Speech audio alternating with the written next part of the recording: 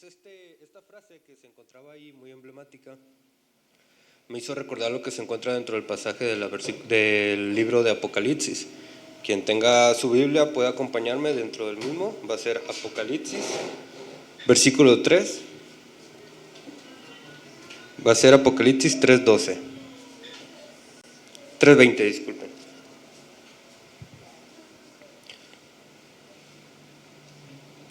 Que dice: He aquí, yo estoy a la puerta y llamo. Si alguno oye mi voz y abre la puerta, entraré a él y cenaré con él y él conmigo. No sé cómo vengan de sus corazones, no sé cómo estén en sus mentes, pero hoy venimos a la casa de Dios. Aquí está Dios. Él nos escucha, Él nos ve, Él nos oye, y nosotros debemos de estar con un corazón abierto y con una mente dispuesta a comprender la palabra que se va a dar. Voy a pedirles que por favor inclinen su cabeza para poder brindar una oración. Gracias, Señor, por este día, esta mañana, por permitirnos estar aquí en tu casa y no en otro lado, Señor, porque mejor es un día en tu casa que 1000 años fuera de él. Te pido en esta oración bendigas a mi hermano Irán, que tiene tu palabra, Padre bendito. Bendice su vida, bendice su alma, bendice su mente, Padre mío, y háblanos a través de él. Bendice la familia pastoral y a cada integrante de esta iglesia, Padre bendito. Hoy estamos aquí por ti, Señor, para brindar todo nuestro ser ante ti. Háblanos, Padre mío, porque no solamente de pan vivimos. En tu santo nombre estamos y en tus manos, Señor. Amén.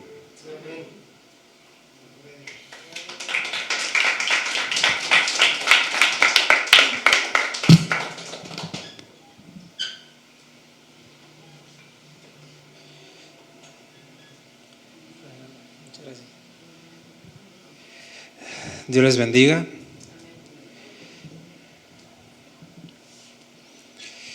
Hoy estamos en uno de esos días donde a nivel nacional, a nivel mundial, pues se celebra uno de los actos del cristianismo por tradición histórica. No vamos a decirlo así que por enseñanza bíblica, sino por tradición histórica se celebra lo que es el fin de lo que le llaman Pascua o Semana de Pascua, que culmina con estos 3 días que hacen memoria del relato de la historia de Jesús muriendo en la cruz. Llaman al jueves y al viernes santo, al sábado le llaman de gloria y el domingo de resurrección. Entonces hoy estamos a nivel, repito, mundial, según la tradición cristiana. Con tradición cristiana me refiero a aquellos que hablan de alguna u otra forma acerca de Cristo, en el domingo de resurrección, ¿sí? Y nos encontramos en una de las fechas en el cual, pues, en diversas iglesias, diversas denominaciones, diversas religiones hacen sus ciertos actos litúrgicos, rituales, tradiciones diferentes en las cuales conmemoran a su parecer o a su entendimiento lo que es el domingo de resurrección. Le llaman el culto de resurrección, le llaman ven a nuestro domingo de resurrección. Algunos se visten de cierta forma, algunos se ponen de acuerdo, hacen eventos, repito, a su parecer o su entendimiento, que los lleve a recordar un poco más el domingo de resurrección. Ahora, esta ceremonia o este evento es un hecho que sí pasó. No pasó en exactamente el día de hoy, en esta fecha, 5 de abril, porque la muerte está más o menos citada por ahí, por esta temporada. Sin embargo, no es una fecha específica, por eso cada año cambia. Cada año la tradición cristiana le da una fecha diferente. Y bueno, ha llegado a tanto que a nivel secular pues también hay semanas, le llaman Semana Santa, le llaman semanas de vacaciones, le llaman semanas también de primavera. Y bueno, se ha juntado mucho, ¿no? El punto es que de una u otra forma, traen a la memoria la muerte de Jesús y la resurrección de Jesús. Algunos lo utilizan para irse a todo menos a recordar la muerte del Señor Jesús, ¿no? A embriagarse, a emborracharse. Tan solo el día de ayer en la colonia estaban pues haciendo fiesta y con cervezas, con un montón de música, pues obviamente que no alaba ni adora a Dios, pero ellos estaban celebrando a su forma la Semana Santa, ¿no? En Estados Unidos sobre todo hay mucho, le llaman la semana de Spring Break, que es vacaciones de primavera, y hacen de todo menos alabar y glorificar a Dios, ¿no? Ahora, el problema de a veces de irnos con la tradición histórica, en sí el hecho de recordar la muerte de Jesús no está mal, es algo bueno. El recordar que Dios resucitó el tercer día, en domingo, y celebrar su victoria sobre la muerte es bueno. El problema es cuando solamente lo dejamos citado a cierta fecha. ¿Sí? Nos encontramos en julio y ahora no es domingo de resurrección, ahora es un domingo más. Nos encontramos en noviembre, ahora es un domingo diferente, un domingo normal, pero el 5 de abril es domingo de resurrección. Y es cuando dejamos solamente a Jesús a tal fecha, en ese momento fue cuando resucitó. Cuando Jesús dijo, todas las veces que hagan esto, hablando de la comunión, háganlo en memoria de mí. El problema a veces es que nos apegamos tanto a la religión, nos apegamos tanto a la tradición sobre todo, que tendemos a relegar a Jesús a una fecha. Tendemos a relegar a Jesús a un día específico. Tendemos a relegar a Jesús en nuestras vidas a ciertos aspectos de la vida. Por ejemplo, se conoce muy comúnmente que los viernes, cuando empieza la cuaresma, son viernes de ayuno, entre comillas, de carne. ¿Sí? No venden carne, no se come carne, y muchos lo hacen por tradición. Y ni saben qué están haciendo ni por qué lo están haciendo, simplemente porque la tradición les ha dicho, ese día no se come carne, come pescado, come tu atuncito, tu ceviche, pero no comas carne. ¿Sí? En ninguna parte de la Biblia está escrito eso, en ninguna parte, y repito, no es que en sí el hecho esté mal, ¿sí? Comer de repente pescado que tiene omega 3 y otro tipo de proteínas es bueno. Sin embargo, la razón por la cual a veces lo hacemos es solamente siguiendo ciertas tradiciones, creyendo que en eso podremos encontrar algún tipo de significado diferente al que Jesús enseñó. Y el hecho de relegar a Jesús a un domingo solamente nos lleva a creer que Él solamente murió en esa fecha, resucitó en esa fecha y ya, se queda relegado a esa fecha, todo lo demás del año yo sigo viviendo como yo quiera. El problema que nos enfrentamos como hijos de Dios, ya no como cristianos de denominación o siguiendo alguna tradición, es que Jesús nos mandó a vivir una vida en Él. Una vida recordando su sacrificio, no, ni siquiera solamente los domingos, ni siquiera solamente cada vez que nos reunamos, sino día tras día, en nuestro andar, en nuestro diario vivir, recordar que Jesús resucitó. Y el hecho de entender el por qué tuvo que haber venido a este mundo, morir por nosotros y resucitar, debe llevarnos a darle mayor gloria y honra a Él. Ciertamente, debido a eso de la tradición y que muchas iglesias adoptan, es por eso que la enseñanza de la resurrección de Jesús queda muy limitada a solo una vez al año. Y en muchas iglesias y en muchas de la cultura cristiana, ya hablando dentro de nosotros como religión cristiana, nos encontramos a muchos creyentes que ni siquiera saben por qué Jesús tuvo que resucitar, que ni siquiera saben por qué Jesús tuvo que morir, que nomás lo recuerdan como, es que sí, murió por tales fechas allá por Pascua y sí, resucitó porque Él venció la muerte y gloria a Dios, y ya. Porque a veces se relega solamente el recordar eso o el estudiar eso o hablar de eso una vez, un domingo, una vez al año. Cuando es algo que Jesús dijo, todas las veces que hagan esto, háganlo en memoria de mí. ¿Sí? ¿A qué se refiere? Al hecho de que cada vez que nos juntemos, todo lo que se habla tiene que ser enfocado a la persona y la obra de Cristo.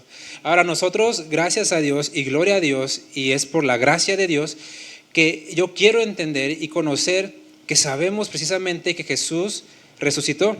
Y que lo recordamos no solamente el día de hoy, sino que lo recordamos cada domingo, porque tratamos de cada domingo hablar acerca de lo que Jesús hizo. Tan solo llevamos más de un año hablando acerca de poner nuestros ojos en Jesús y de la importancia de todo lo que hemos aprendido acerca de por qué Él tuvo que morir en la cruz.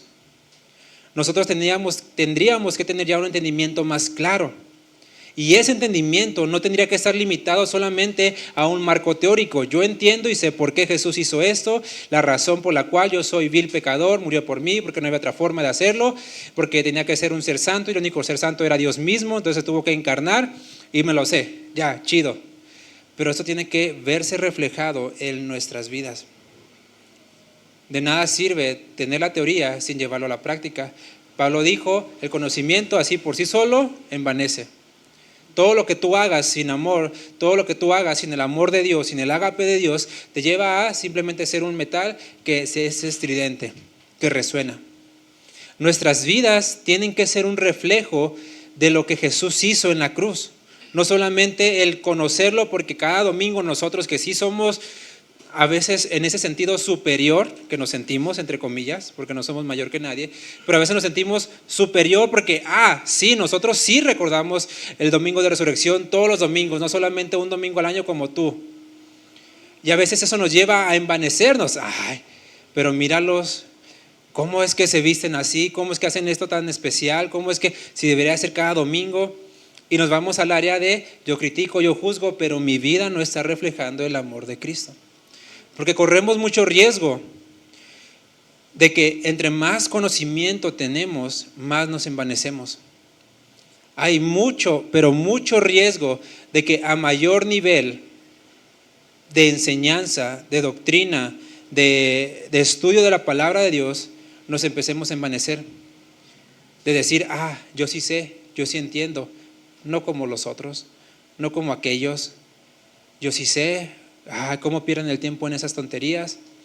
Y nos lleva a la otra parte de que ahora lo entiendo, lo conozco, pero no lo estoy viviendo. Porque si vivimos conforme al Jesús resucitado, nuestra vida tendría que ser diferente. Nuestra vida tendría que marcar una diferencia y andar como Jesús anduvo.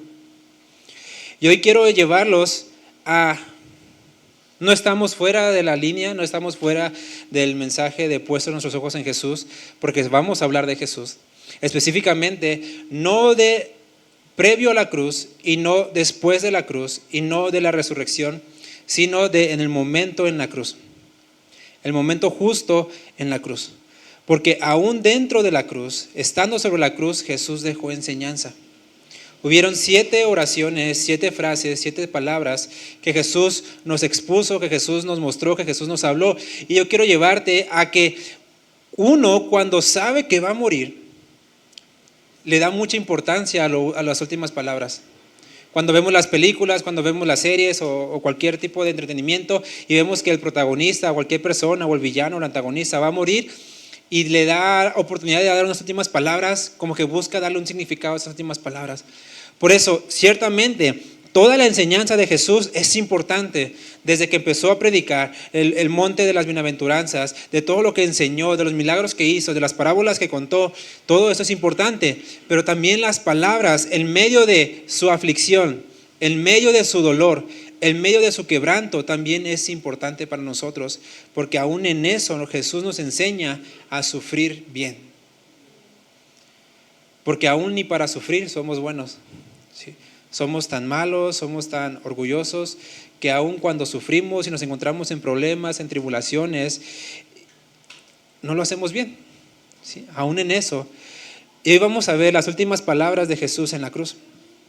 Estas 7 palabras, 7 palabras no, 7 frases. Estas frases están recopiladas en diferentes libros de los evangelios. Están tanto en los evangelios sinópticos, Mateo, Marcos, Lucas, como en el evangelio de Juan.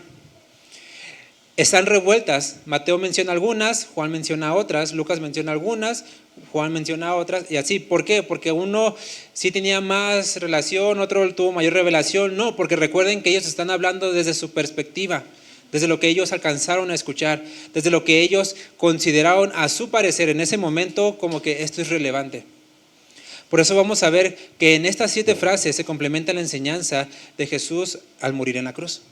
Y vamos a entrar en la primera. Antes de eso, déjenme mandarle una imagen a nuestro hermano que se me olvidó mandarle.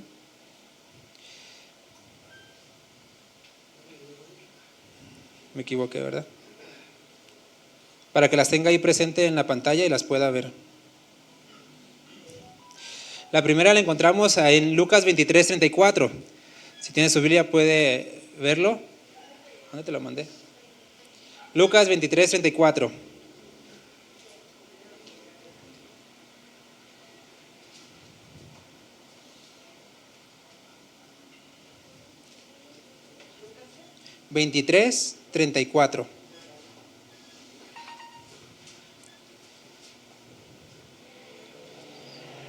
Ya está ahí, dice, y Jesús decía, Jesús ya estaba, repito, en la cruz, ya estaba clavado, ya había pasado todo este calvario, pudiéramos decirlo así, de caminar hasta la cruz, ya estaba ahí en la cruz. Y la primera frase que Jesús dice, Jesús decía, Padre, estaba hablando con Dios, no estaba hablando con las personas, estaba hablando con Dios. Padre, perdónalos porque no saben lo que hacen. Y repartieron entre sí sus vestidos, echando suertes. Hablando de los romanos, los que lo crucificaron. Pero encontramos esta primera frase que Jesús dice, Padre, perdónalos porque no saben lo que hacen. Aquí la palabra perdónalos es la palabra afiemi, que dice es, Señor, básicamente déjalos. No les pagues conforme merecen. Significa, en primer lugar, la remisión de un castigo que sí merecen.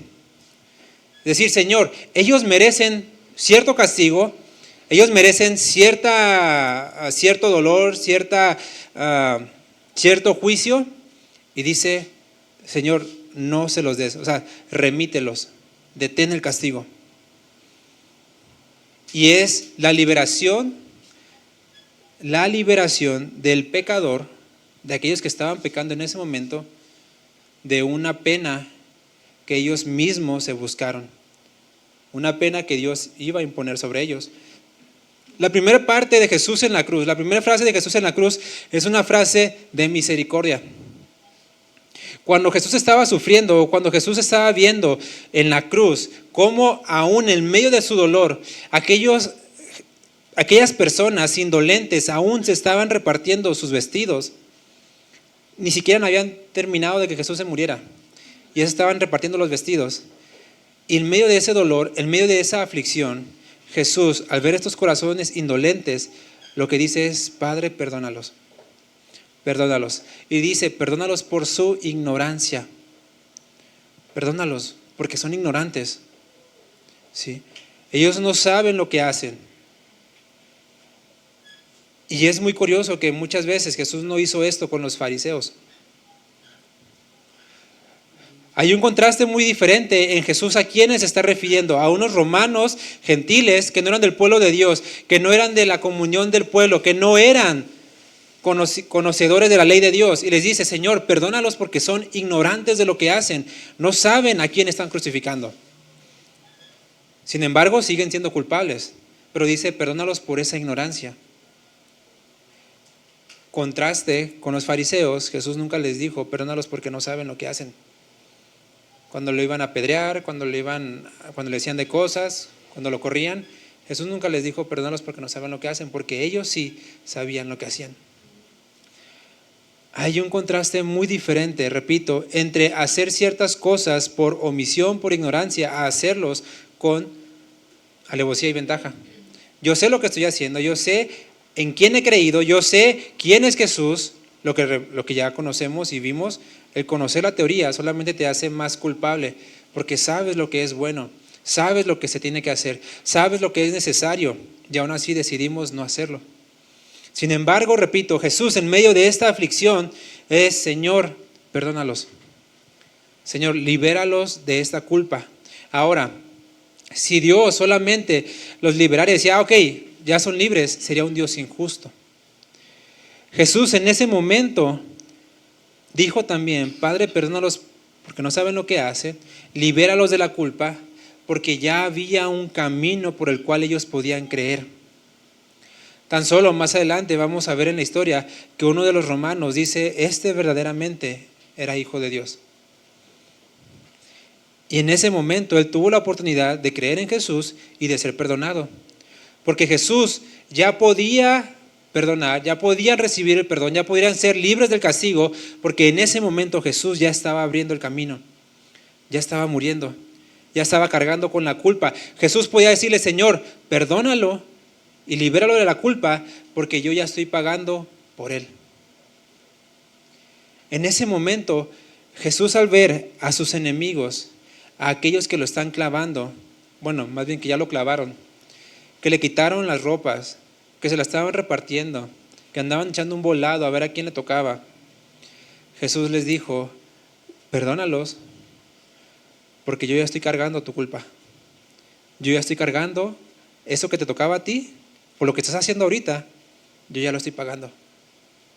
Y no alcanzamos a dimensionar muchas veces que el perdón para nosotros es gratuito. El perdón para nosotros ciertamente es algo por gracia, es gratuito. Sin embargo, sí costó un precio, el precio de Jesús muriendo en la cruz. Ahora es importante que tengamos una buena imaginación y llevarnos al lugar donde está Jesús en la cruz y nosotros enfrente de Él, y que Jesús nos diga, no solamente Padre, perdónalos, porque Jesús y el Padre dice somos uno. Entonces al decir Jesús, Padre, perdónalos, también está diciendo yo te perdono. Yo te perdono. Como le dijo a la mujer adúltera, te perdono, vete y no peques más. Y los fariseos dijeron, ¿cómo perdona pecados? Si solamente Dios perdona pecados, porque Jesús es Dios. Entonces, delante de la cruz, Jesús al decir, Padre, perdónalos porque no saben lo que hacen, es como si nos estuviera diciendo también a nosotros, te perdono porque no sabías lo que estabas haciendo. Ese perdón, y ojo en esto, consiste en el perdón para salvación. Porque hay un perdón que Dios otorga cuando somos salvos y hay un perdón que Dios otorga para salvación. El perdón para salvación es aquel que hacíamos en ignorancia. Yo antes no creía, no sabía quién era Jesús, vivía en mis propios caminos, en mis propios deleites, en mi propia opinión. Ese es el que Jesús dijo, perdónalo, te perdono. Y a cada uno de nosotros te perdono, Jesse, te perdono Hamlet, te perdono Luisito, te perdono Misael, te perdono Dana, porque no sabías lo que hacías. Y por eso estoy muriendo en la cruz, para pagar por esos pecados. Sin embargo, vámonos a 1 de Juan 1:9. 1 de Juan 1:9 habla de un perdón distinto, un perdón que ya no es para salvación. Es un perdón que habla con pleno conocimiento. Un perdón que habla acerca de que yo, conociendo quién es Dios, sabiendo quién es Jesús, creyendo ya en Él, habiendo ya hecho mi confesión de fe, habiéndome bautizado, habiendo recibido la salvación, aún así, en pleno conocimiento de quién es Él, decido pecar. Y Jesús dice ahí, si confesamos nuestros pecados, Él es fiel y justo para perdonarnos y limpiarnos de toda maldad. Pero ahí está hablando no de un perdón, repito, para salvación, sino de un perdón en el cual ya hemos sido salvos. Y aún, más que ignorancia, pecamos por gusto. Pecamos con voluntad propia. Pecamos aún teniendo ya el Espíritu Santo en nosotros, diciéndonos, te he dado la fuerza para que no peques más. Y aún en medio de eso, seguimos pecando. Es ahí donde Jesús dice, te sigo concediendo el perdón. Sin embargo, hay otros que es todavía más grave, porque son aquellos que no han recibido el perdón, aquellos que simplemente creen que lo han recibido, aquellos que simplemente en su opinión, en su forma de entender o de ver a Jesús en la religión, se imaginan que son cristianos. Por lo que ya comentamos hace rato, sigo la tradición, voy a misa cada domingo, ¿sí? Me reúno con los hermanos, no sé, me levanto a hacer oración de vez en cuando. Mis papás, mi mamá, mis hijos, mi abuelo, mi abuela me obliga a leer la Biblia y pues la leo porque soy cristiano. Me aprendo un versículo porque si no el pastor me regaña. Ahí a veces ni siquiera eso lo hacemos, ¿no? Y aún así seguimos creyendo que somos cristianos. Ahí en Hebreos,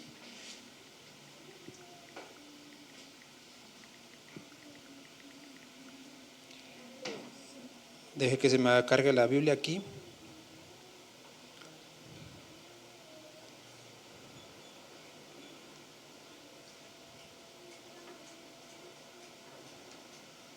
Ya se me trabó.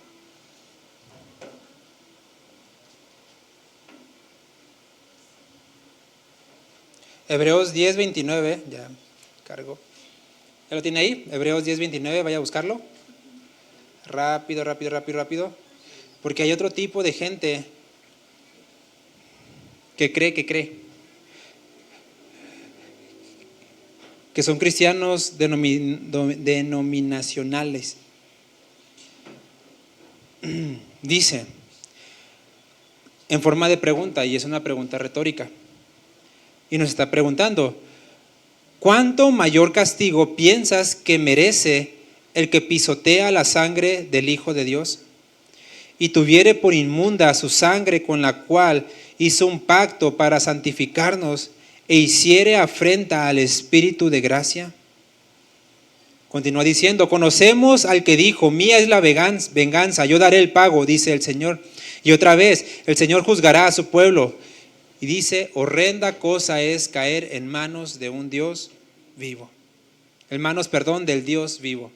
No de un Dios, del Dios vivo. Ese es el otro asunto.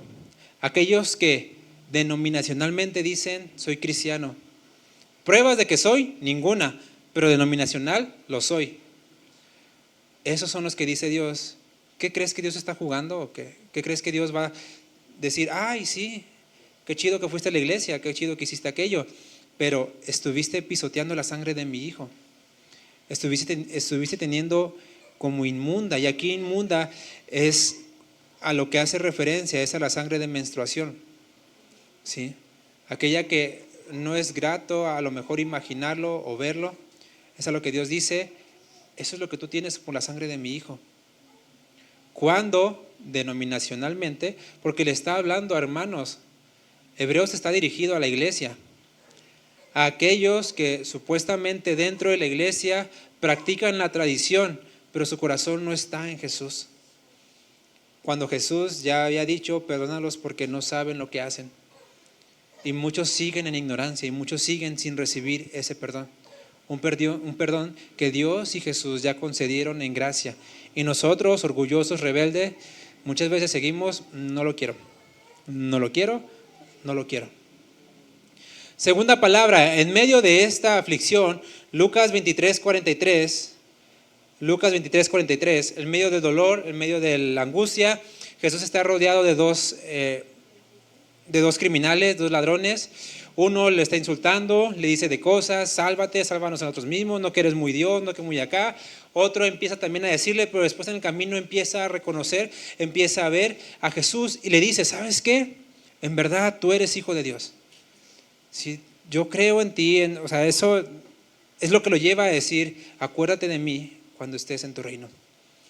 Cuando le dice eso es porque yo creo que tú tienes un reino.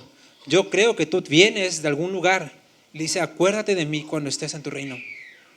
Muchos le llaman a esa persona el buen ladrón, lo cual es una contradicción, ¿no? Pues no hay un buen ladrón. Pero le llaman el buen ladrón porque pues era un ladrón de profesión y se salva. Pero no porque era bueno, sino porque Jesús estaba a un lado. Es la gran diferencia. Porque no hay nadie bueno, ¿sí? Y a veces queremos dignificar a la gente, no es bueno, nomás aceptó a Jesús. O sea, era todo. Entonces, era un ladrón malo, muy malo, que por algo estaba en la cruz, ¿sí? Merecía estar ahí, él sí merecía estar ahí, pero el que estaba a un lado, sin merecerlo, le concedió la salvación. Y en medio de eso, Jesús le dijo, de cierto te digo que hoy estarás conmigo en el paraíso. Ahora, aquí Jesús, cuando dice de cierto, es la palabra asegurar. En el griego es amén. Sí, así tal cual, es amén. Jesús le está diciendo a él, amén, es decir, sí, así será. Es una confianza segura, ¿sí? Es como cuando Pablo dice, creemos en Jesús, que tus promesas son sí, y en él, amén. Está cerrando diciendo, son seguras, no hay lugar a puede que, ¿sí? Jesús no le dijo, ¿sabes qué? Mira, sí, pero bájate y bautízate. O haz tu declaración de fe. No, a ver, repite conmigo la oración de fe. Padre, te doy gracias por enviar a Jesús a morir. No. Porque la salvación se concede por gracia mediante la fe. La fe que él estaba evidenciando en ese momento al decirle, acuérdate de mí en tu reino. Es curioso que eso Jesús le dijo, con eso Jesús le dijo, sí, hoy estarás conmigo en el paraíso. ¿Y por qué no introducimos eso en la oración de fe, no? A decir, a ver, di conmigo, Jesús, acuérdate de mí cuando vengas en tu reino. Porque no suena bonito, no suena, sí, o sea, ¿por qué? Repito, la salvación es por gracia mediante la fe. el ladrón en la cruz, y ya hace creo que un año o dos, hablamos de esto. Él no hizo nada, lo único que hizo es merecer estar ahí, merecer estar en la cruz. Eso sí lo hizo él, pero para salvarse fue por Jesús que estaba a un lado de él. Y la palabra, repito, es amén. Es decir, Jesús, él le está diciendo, confía en mí. Y repite y continúa diciendo, hoy te digo que estarás conmigo, y la palabra que utiliza ahí es en el Edén. Amén. Hoy estarás conmigo en el Edén. En el Edén, y hace esta referencia, repito, a cuando Dios creó la tierra y que dijo, y todo era bueno en gran manera. ¿Por qué? No había pecado. Aún el hombre no había pecado, aún no había corrupción, aún no había maldad. Ese era el paraíso. Cuando nosotros pensamos en el Edén, y no voy a pedir opiniones, ¿no? Pero cuando nosotros pensamos en el Edén, ciertamente muchas veces nuestra imaginación viaja a un lugar sin trabajo, y es a veces lo primerito. Ya no voy a trabajar, ay, qué gusto. Estar acostado, estar entreteniendo, o se imagina uno rascándole la panza a un león, cosas así, ¿no? Como que estar echadote ahí nada más. Y eso no era el Edén. O sea, de hecho, fue esta semana o no sé qué 2 semanas, alguien me decía por ahí, ay, no, qué chido Dios cuando creó a Adán y Eva, no tenían que trabajar. Yo le dije, ¿y en qué Biblia leíste eso tú? Que no trabajaban, si Dios desde un principio los puso a trabajar. El pecado, la maldición consistió en maldecir al trabajo, pero el trabajo ya estaba. Lo que pasa es que fue maldito, por eso te toca andar así, ¿sí? Y el problema, repito, a veces es que nos creamos a un paraíso o un Edén a nuestra imagen. Y ahí Jesús lo que le está diciendo es, te voy a llevar a un lugar donde todo era bueno en gran manera, donde el Edén consiste en un lugar sin pecado.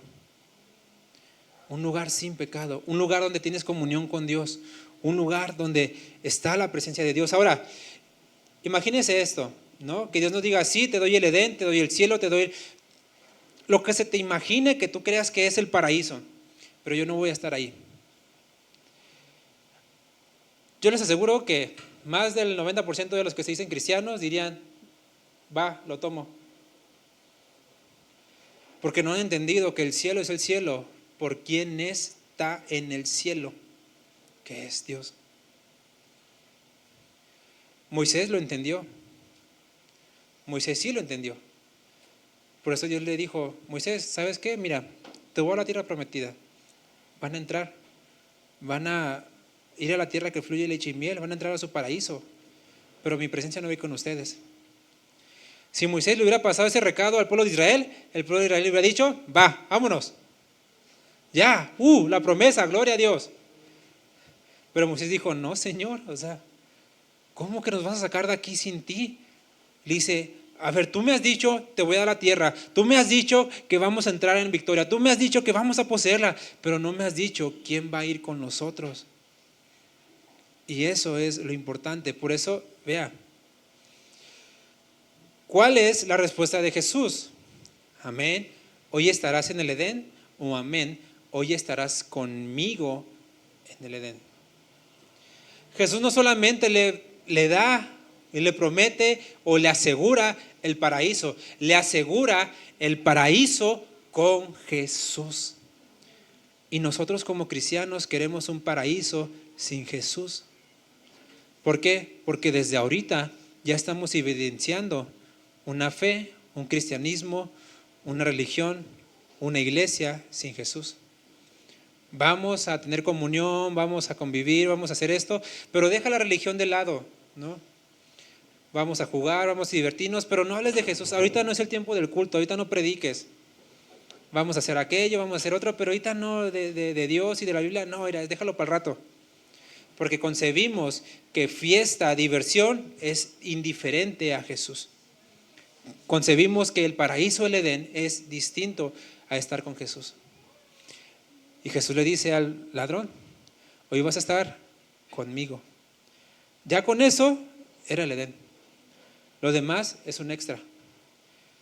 Pero si logramos entender que el cielo es el cielo porque ahí está Jesús, vamos a dar un paso enorme, enorme de fe en entender nuestra relación con Jesús. Porque ya no voy a vivir solamente por lo que Él me da. A ver, Señor, dame la moto que te pedí, dame el carro que te pedí, dame la casa que te pedí, dame la riqueza que te pedí. Cuando es, si te tengo a ti, con eso me es suficiente. Moisés le dijo, Señor, ¿sabes qué? Déjanos en el desierto, déjanos aquí. No importa que pasemos hambre, sed, déjanos aquí, pero no te apartes de nosotros. Moisés sí lo entendió. Y Moisés no tenía el Espíritu Santo. Y Moisés no conocía aún a Jesús. Y Moisés no tenía la revelación completa que hoy tenemos tú y yo. Y Moisés vivía tan distinto y él sí sufría mucho. Aún así él dijo, yo te prefiero a ti que sobre todas las cosas. Continúa diciendo, ahora nos vamos a Juan 19, 26, 27, la siguiente palabra. Estando en la cruz, dice que algunos discípulos se quedaron, unos más lejos que otros, pero el que estuvo ahí como al pie del cañón fue Juan. Y unas mujeres, habla de María, la madre del Señor, habla de la tía de Jesús, habla de María Magdalena y a lo mejor otras 2 o 3 mujeres más, ¿no? Ahí es donde vemos a veces la mayor fidelidad de las mujeres que la de los hombres. Y continúa el Señor en medio de esta declaración, en medio de su sufrimiento, vea, en medio aún de lo que Él estaba padeciendo, ve no solamente su dolor, sino ve el dolor de otra persona. ¿De quién? De su mamá. Dice ahí 19:26, cuando vio Jesús a su madre y al discípulo a quien Él amaba, refiriéndose a Juan, que estaba presente, dijo a su madre, mujer, he ahí tu hijo. Después dijo al discípulo, he ahí tu madre. Y desde aquella hora el discípulo la recibió en su casa. Jesús en medio de su dolor no se dijo, ay, mujer, ¿cómo estás llorando si tú no estás aquí? ¿Ve qué diferencia al sufrimiento de Jesús de nosotros? Ay, si estuvieras en mi lugar, ay, ¿de qué te quejas? Mírame a mí. No, en medio de su sufrimiento Jesús dijo, ella también está sufriendo. Diferente, pero está sufriendo. No recuerdo exactamente la cita, pero ahí en Lucas, cuando María va a presentar a Jesús, Simeón empieza a profetizar acerca de Jesús y dice, Él salvará a Israel, Él llevará, y en medio de eso le dice a María, y una espada herirá tu pecho, una espada te atravesará. Jesús estaba viendo el dolor de su madre y no fue indiferente a pesar de que estaba sufriendo. Así como Jesús no es indiferente a nuestro dolor. ¿Sí? A veces creemos, no, Jesús no me comprendes, Jesús, ay, tú que vas a pasar lo que yo pasé, Jesús, no, es que tú no estuviste nunca endeudado con Electra, a ti no te fueron a cobrar cada día ahí, tú no sabes lo que estoy pasando, Jesús. Y Jesús dice, ay. O sea, en medio del dolor, en medio del sufrimiento, Jesús dijo, ¿sabes qué? Aún así me preocupo por ti. Y lo que hizo fue encomendarle a su mamá a un discípulo de confianza, a un discípulo pues que él básicamente casi el único que quedó ahí, ¿no? Que no se había ido. Lo que estaba diciendo Jesús era, Jesús para ese momento se cree, se piensa que José pues ya no estaba, ¿sí? Que José, el padre de Jesús en la carne, ya no estaba, que ya había muerto. Entonces, una mujer judía, viuda, sin nadie, ni papá, ni hijo, ni nadie, era básicamente una limosnera en la calle. Sí. Entonces Jesús lo que dice es, mi mamá se va a quedar viuda, o sea, ya era viuda, perdón. Y aparte se va a quedar sin su hijo, quien le va a proveer. Ahora, Jesús tenía más hermanos en la carne, ¿no? ¿Dónde andaban? ¿Quién sabe? ¿Sí? Porque de hecho la Biblia narra que estos hermanos creyeron en Jesús hasta que Él resucitó. Pero de momento, Santiago, el que escribió la carta de Santiago, ¿quién sabe dónde andaba? Y su madre ahí sufriendo, ¿no? Y vea cómo Jesús tuvo más confianza, y en eso tenemos que tener mucho atención. Jesús le encargó a su mamá a la iglesia, no a su familia carnal que no era de la iglesia. ¿Sí puso atención? Por eso Pablo le dice, en cuanto a honra, prefiéranse ustedes, porque ustedes son un cuerpo en Cristo. Y Jesús dijo, en este momento Juan es más mío que mis hermanos, porque sus hermanos no habían creído en Jesús. Jesús dijo, hay más confianza y nos dio el ejemplo de decir, mi madre está en mejores manos con un hermano de la iglesia que con mis hermanos en la carne. Para nuestro tiempo actual, ay, pero ¿cómo? ¿Cómo dices eso? ¿Cómo vas a dejar a tu familia por los de la iglesia? ¿Cómo no vas a preferir a tu familia que te ama? Y sobre todo aquí en México, que es como más de tradición el ser familiar. No, porque si te vas a otros países, la familia es como que, pues sí, está por allá el tío, pero ni lo veo. En México hay mucha tradición familiar y es bueno, pero a veces se lleva a un extremo en que ya por ser familia ya te chantajean. Por ser familia me tienes que ayudar a que sí o que sí. Por ser familia y un montón de cosas. Y a veces en eso también entramos es que es mi familia, tengo que ir a visitarla, aunque sea domingo, no pasa nada, es la iglesia me entiende, no son mi familia la iglesia, por eso ellos deben saber que necesito estar con mi familia. Y Jesús nos está dejando el ejemplo vivo en la carne, en su sufrimiento, de decir, le tengo más confianza a la iglesia que a mi propia familia.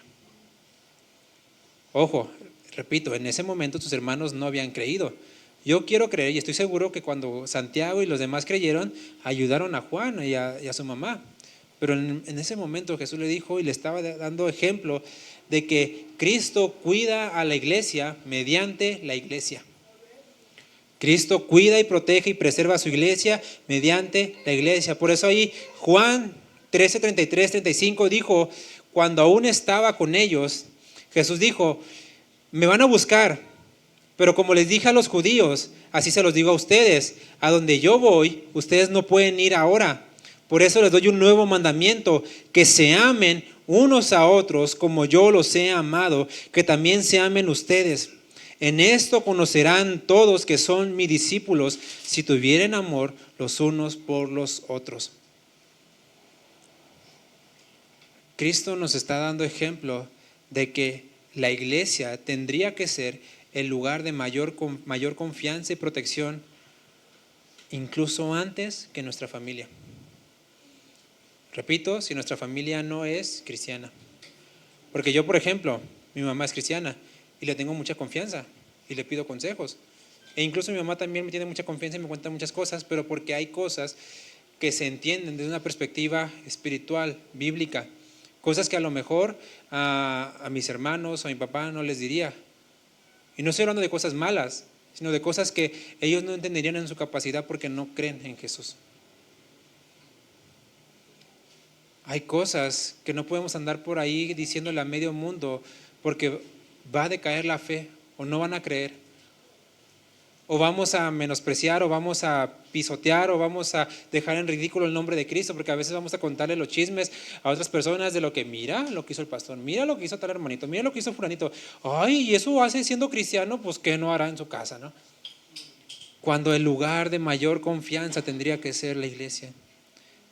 Tengo problemas, voy y pido oración, voy y pido consejo. Tengo situaciones, voy y pido oración, voy y pido consejo. Pero no, siempre corremos a otro lado. Siempre le damos mayor valor a otras personas. Cuando bíblicamente la Biblia dice, prefiéranse entre ustedes. Yo muchas veces, cuando estaba más jovencito que ahorita, me tocaba ir yo servía mucho en la iglesia donde estaba, mucho. Me gustaba estar ahí sirviendo, en la alabanza y todo lo que estaba. Y llegado al punto, incluso de tanto que servía, me dieron llave de la iglesia y un montón de cosas, casi como el velador de ahí. Entonces, cuando había reuniones en mi familia y fiestas, pues iba con ellos. Y en algún momento les decía, ¿saben qué? Yo me tengo que ir porque tengo servicio, tengo que ir. Y varias veces me dijeron, ay, somos tu familia, ¿por qué te vas para allá? Pues porque tengo un compromiso para allá, o sea, yo voy allá. No lo digo porque diga, ay, mira, Niram es muy santo, no. Pero es que es un sentir que debería ser natural, es a lo que me refiero. Tendría que ser natural, es decir, es que yo prefiero estar con mis hermanos que estar aquí en un lugar donde ciertamente son mi familia, pero es que están borrachos. Es música que no me la sé, no la canto y aparte no glorifica a Dios y no me la quiero aprender.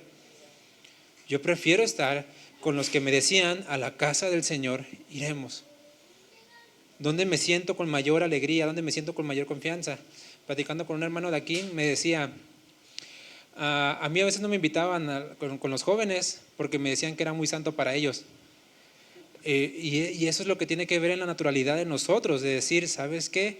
no me junto con ustedes o no me siento cómodo, aunque te digas cristiano, por lo que haces, porque eso no glorifica a Dios. Pero, como repito, solamente estoy aparentando una religión, aparentando ser cristiano, pues ¿qué tiene que esté con mis amigos? Están tomando, están chupando, están haciendo un montón de cosas. No importa, lo están haciendo ellos, no yo, porque yo sí soy cristiano. Pero ¿qué ganas con estar ahí metido? ¿Qué ganas con dejar de ir a reunirte, de estar en comunión, de estar escuchando la palabra de Dios, con ir con gente que no glorifica a Dios, que solamente están pensando en hacer mal? Aunque digas, es que soy cristiano, bueno, no estás evidenciando, porque si viene la patrulla por estos borrachos, te va a llevar a ti, aunque digas soy cristiano. ¿Sí me entienden? Que Jesús está aquí mostrándonos una gran enseñanza acerca de que Él, en medio del sufrimiento, se preocupa por otros y utiliza a su iglesia, no a gente del mundo. Continúa diciendo, y esto lo tenemos en Marcos, Mateo 27, 46, también en Marcos, pero vámonos a la cita de Mateo 27, 46. Dice, cerca de la hora novena, Jesús clamó a gran voz diciendo, Elí, Elí, lama sabactani. Esto es, Dios mío, ¿por qué me has desamparado? ¿Por qué Mateo lo traduce? Porque Mateo está escribiendo en griego y cuando utiliza Elí, Elí es hebreo, lama sabactani es arameo, entonces lo está traduciendo al idioma griego, por eso nos traduce. Y nos dice, Dios mío, ¿por qué me has desamparado? Ahora, Cristo en ese momento experimentó el abandono y la ira de Dios sobre él como resultado de llevar el pecado de nosotros. Es decir, Dios derramó su ira sobre Jesús y eso involucraba el separarse, el cortar la comunión. No tanto el hecho de que Dios hiciera como que, ay, no te veo, no existes para mí, sino que simplemente, ¿sabes qué? No puedo tener comunión contigo. Porque la paga del pecado es muerte, es decir, separación. La paga del pecado es separación de Dios. Entonces Dios dice, en ese momento tú estás llevando la culpa, la carga, el pecado. Por eso no puedo tener comunión contigo. No puedo tener comunión contigo. Y es donde Jesús dice, ¿por qué me has desamparado? Tiene que ver con la ira de Dios. Tiene que ver con un cumplimiento profético que está en el Salmo 22. Donde el salmista empieza diciendo, Dios mío, ¿por qué me has desamparado? Jesús está citando al mismo tiempo que está cumpliendo la palabra, está experimentando su sentir. Está diciendo, yo siento esto, pero a la vez estoy cumpliendo la palabra. Ahora, Jesús anteriormente, cuando estaba en el Monte de los Olivos, dijo, Señor, si es posible, pasa de mí esta copa. Con la copa se refiere muchas veces en el Antiguo Testamento, usted lo puede ver en Isaías, Jeremías, Ezequiel, sobre todo en los profetas, que la copa representa la ira de Dios. La copa en la mayor parte del tiempo representa la ira de Dios. Entonces Jesús lo que estaba diciendo hasta cierto momento es, Señor, si es posible, quita de mí tu ira. Porque la ira de Dios conlleva el separarte de mí. Y a Jesús lo que le dolió es, Señor, ¿por qué me has dejado solo? ¿Por qué me has desamparado? El pecado lo que corta es la comunión con Dios. Ahora, ¿qué pasa cuando nosotros pecamos? ¿Qué nos duele? ¿El hecho de que pequé y llevo consecuencias o el hecho de que pequé y Dios está separado de mí? ¿Qué es lo que nos duele? Porque lo que debería de dolernos más cuando peco contra Dios no es que, híjoles, me van a cachar, híjoles, hice esto, y ahora cómo. No, el hecho debería ser, Señor, no te siento, Señor, no estás cerca de mí. Eso es lo que debería dolernos más, el sentirnos abandonados por Dios. ¿Lo sentimos o no lo sentimos? Porque ahí va otra marquita para saber si soy o no soy cristiano. Cuando peco contra Dios, cuando peco contra mis hermanos, ¿qué es lo que más me da miedo o me duele? ¿Que me cachen? O, Señor, no te siento, Señor, estás lejos de mí, como decía David cuando pecó con Betsabé, dice, yo me sentí solo, me sentí que mis huesos se secaron. Y dice, vuélveme el gozo de tu salvación. Porque los que pecan contra Dios, hasta cierto punto, pueden llegar a sentir, ya no soy salvo. Y eso es sentir, una emoción, porque sabemos que Dios nos asegura. Pero aún podemos llegar a sentir, Señor, ya no me siento salvo, porque me siento lejos de ti. No me siento seguro, porque estoy lejos de ti.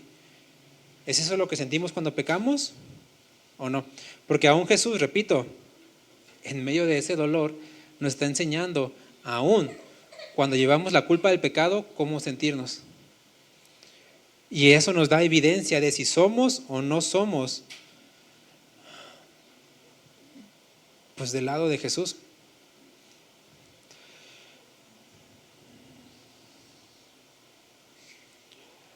El precio que Él pagó, el precio que Él llevó, fue en extremo doloroso para Él.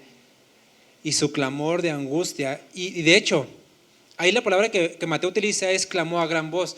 Eso tiene que ver con un grito, pero fuerte. Un grito, o sea, extremadamente doloroso. Porque, vea, era casi imposible que Jesús hablara. Como Él estaba en la cruz, como Él estaba colgado, incluso respirar era un suplicio para Él. Por la forma en la cual su cuerpo colgaba de la cruz con los clavos, el hecho de hacer esto era un dolor. Ahora imagínense hablar, pero lo que expresa Mateo es clamó, es decir, gritó estrondosamente: Dios mío, ¿por qué me has desamparado? Eso fue lo que más le dolió. Al punto de llevar, no me importa el dolor físico que tengo, mi clamor más grande es: Señor, me has dejado solo. Y esto refleja la extrema amargura, dolor de la copa de la ira de Dios sobre Jesús, que debía caer sobre nosotros. Sigue diciendo Juan 19:28, y expresa otra parte, su angustia, su humanidad, pero también su parte divina, al decir: tengo sed. En Juan 19:28 dice: después de todo esto, sabiendo Jesús que ya todo estaba consumado, y ahorita vamos a ver esa palabra, que ya todo estaba hecho, dijo: para que la escritura se cumpliese. Es decir, Jesús no dijo eso, ¿no? Juan es el que está diciendo: para que la escritura se cumpliese, Jesús dijo esto: tengo sed. Esto nos deja, verá, Juan dice, Jesús dijo: ya todo estaba hecho, ya todo estaba cumplido, ya estaba consumado, pero Jesús dijo: yo vengo a hacer una obra perfecta. Y una obra perfecta involucra que cada cosa, cada parte, todo lo que se dijo de Él en el Antiguo Testamento tenía que ser y será cumplido. Entonces, esto involucra el hecho de que no había que añadir, y no hay nada que añadir a lo que Jesús hizo en la cruz, porque aún la más mínima frase de decir: tengo sed, estaba cumplido.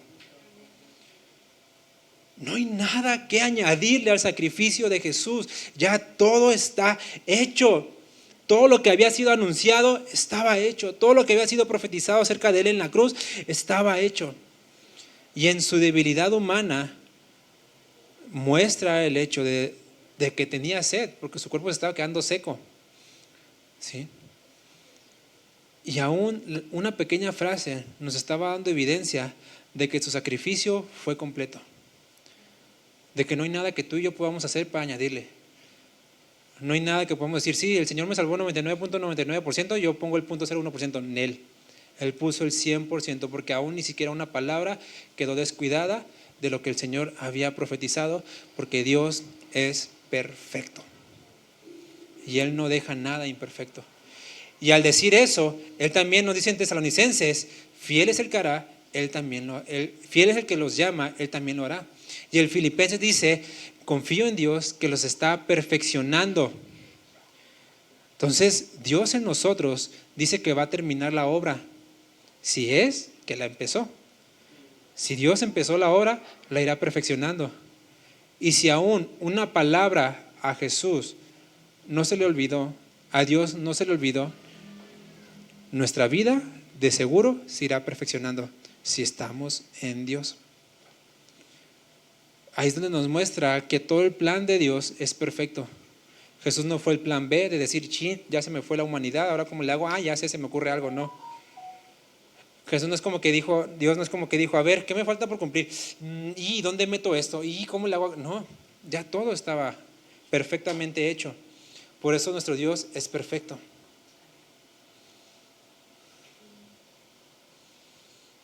No hay nada que agregar. Tus obras, mis obras no nos van a salvar. Es como el ladrón en la cruz. Simplemente pongo mi confianza en ti, sálvame. Y Jesús le dijo: asegurado, No le dijo, chin, a ver, ya, vamos a ver si en estos 5 minutos no pecas. Espérame, ¿no? A ver, en este ratito vamos a ver si no dices alguna mentira, algún mal pensamiento y ya vemos. ¿Sí? No, dice, ¿crees en mí? Amén. Asegurado. Por eso Juan 19:30, Jesús termina diciendo, Juan 19:30, cuando Jesús hubo tomado el vinagre, entonces dijo, consumado es, consumado es. Esta palabra se traduce tetelestai, y esa es la palabra que utilizaban cuando en un documento de un pagaré o una deuda, ibas y decías, ahora debo tanto, pago, te ponen ahí tetelestai, es decir, ya no debes nada, tu deuda está cancelada. Es lo que Jesús está diciendo. Había una deuda, había algo que pagar, y dice tetelestai, no debes nada, no se debe nada, ni un centavo debes ya.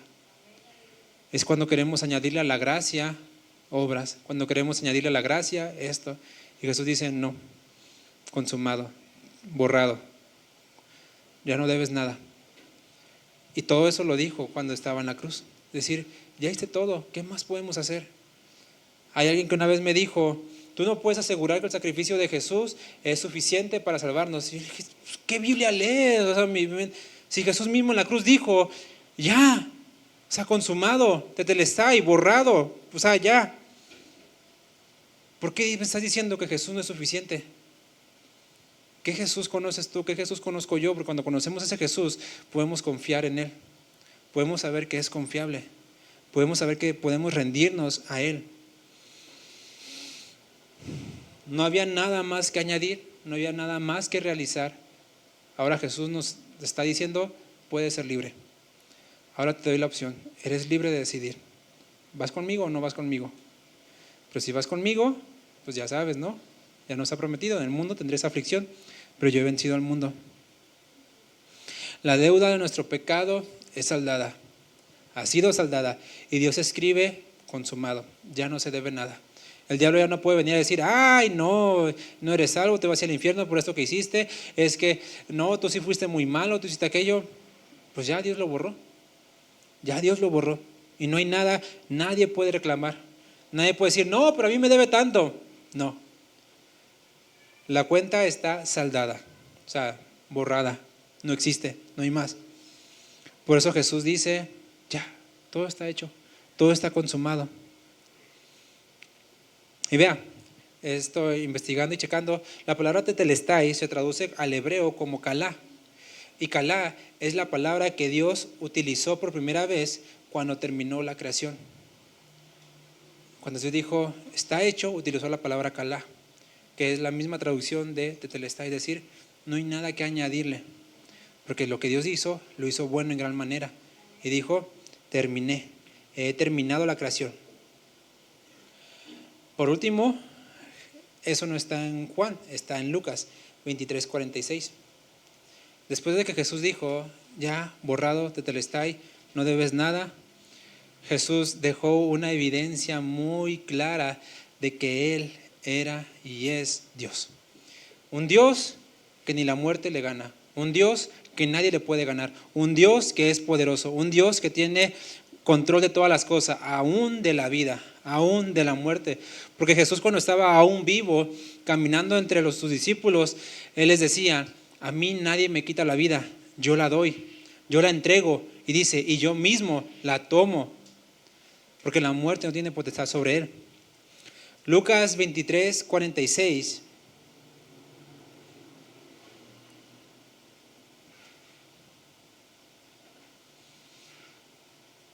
dice, entonces Jesús, clamando a gran voz, dijo, Padre, en tus manos encomiendo mi espíritu. Y habiendo dicho esto, expiró. En Juan, en el que leímos hace poquito, Juan 19:30, cuando dijo consumado es, dice, y habiendo inclinado la cabeza, entregó el espíritu. Una pregunta, ¿no? Cuando alguien se muere, hace esto, me morí, o me estoy muriendo y ya. Jesús, ¿qué es lo que hace un muerto? Primero habla o hace lo que sea y después inclina la cabeza, ¿no? Pero aquí lo que dice es, en Juan 19:30, habiendo inclinado la cabeza, es decir, primero hizo esto y luego entregó el Espíritu. En Lucas dice, en tus manos encomiendo mi espíritu. La muerte no vino por Jesús. Jesús dijo, aquí está. Es decir, Jesús no lo mataron. Él dijo, aquí está mi vida. Ya. Es decir, Él entregó voluntariamente su vida. Es, repito, interesante, es imponente, es bueno, es admirable ver cómo Jesús, después de decir consumado es, Él mismo inclinó su cabeza y después entregó el Espíritu, no al revés. No entregó el Espíritu y luego su cabeza se inclinó. Nos está demostrando que Él estaba entregando su vida. Que Él no, o sea, básicamente le dijo a la muerte, ya te doy permiso. Ya te doy permiso. Jesús nos dijo a nosotros, ¿de qué te preocupas? Por más que quieras, no le puedes añadir a tu vida más vida. Vas a vivir lo que Dios dijo que ya vas a vivir. O sea, ¿de qué te afanas? ¿Por qué te obsesionas tanto? Y Jesús, Él sí podía decir, un día más, un minuto más. O simplemente, ¿sabes qué? Ya te doy permiso, llévame. Jesús entregó su vida. A Él no murió. A Él no lo mataron. Él sí murió. A Él no lo mataron. Él le entregó su vida. Cuando leemos que Jesús lo mataron, lo leemos por lo que vemos. Pero esencialmente Jesús entregó su vida. Y en esta última declaración, Él está diciendo, aún yo tengo potestad sobre la muerte. Aún yo decido cuándo morir. Es lo que Jesús está declarando. Y vea, si Él tiene control sobre esas cosas, eso que ni tú ni yo tenemos control, ¿quién de nosotros puede decir, yo voy a morir en tal fecha? Nadie. Y Jesús tiene control sobre eso. Entonces nos está dando una muestra más de confianza. ¿Por quién te vas a ir? ¿En quién te vas a anclar? ¿A dónde vas a poner tu confianza? ¿En un seguro de vida? ¿En un seguro del carro? ¿En dinero? ¿En amigos? ¿En que eres joven? Porque he conocido muchos jóvenes que han muerto antes de tiempo. Yo tuve primos que murieron en un accidente, muy jovencitos, más chicos de lo que yo estoy ahorita, todo por creer que su vida era invencible. Y no tenían cuidado ni temor. El autor de la vida le estaba concediendo a la muerte permiso. Ni tú ni yo tenemos esa capacidad.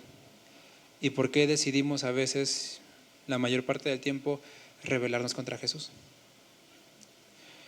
Hemos visto, ya conocemos las 7 palabras, las 7 frases que Jesús dijo e hizo. Es un domingo de resurrección, según la tradición cristiana, pero nuestra vida tiene que ser una vida de resurrección, una vida de día a día, a día, a día, a día, a día. No solamente hoy. No somos cristianos denominacionales, y si lo eres, ruego a Dios que te arrepientas.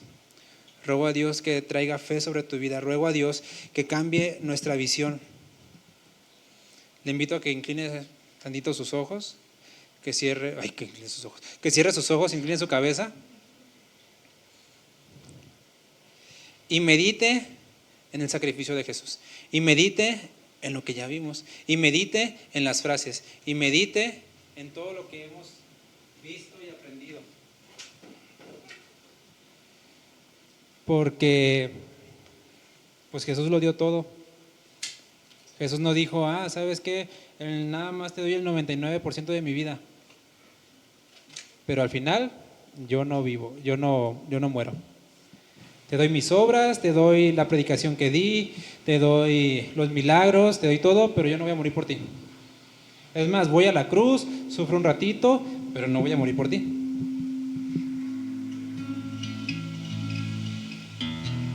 Jesús se dio todo, no nada más se dio un poquito.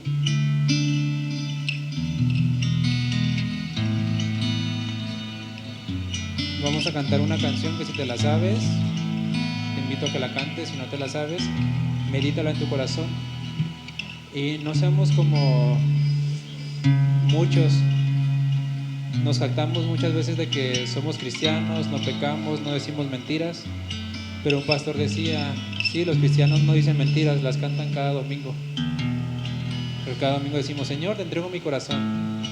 Y el día siguiente, pero te lo dejo un ratito, mejor déjame lo agarro para irme a lo que me gusta.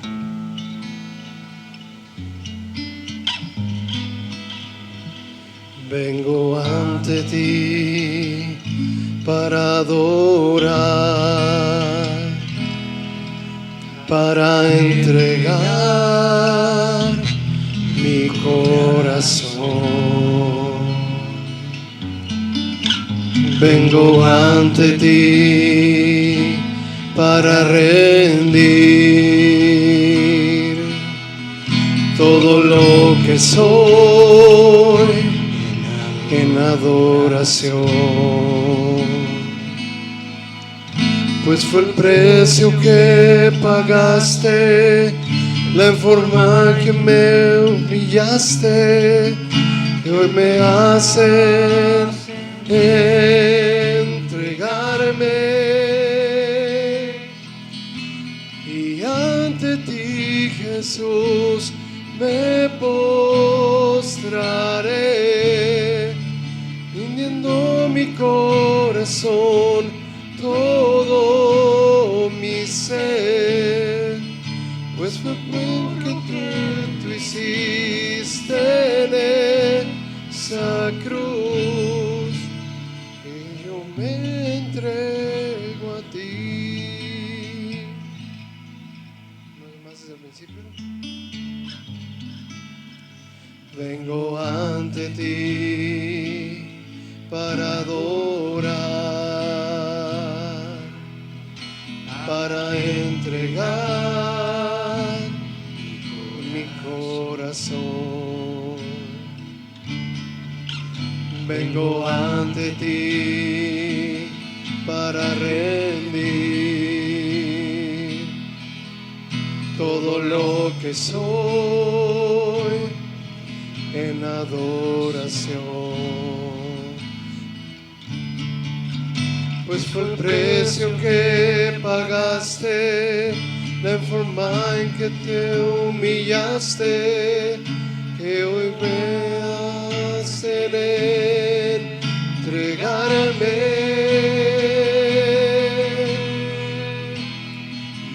Y ante ti, Jesús, me postraré,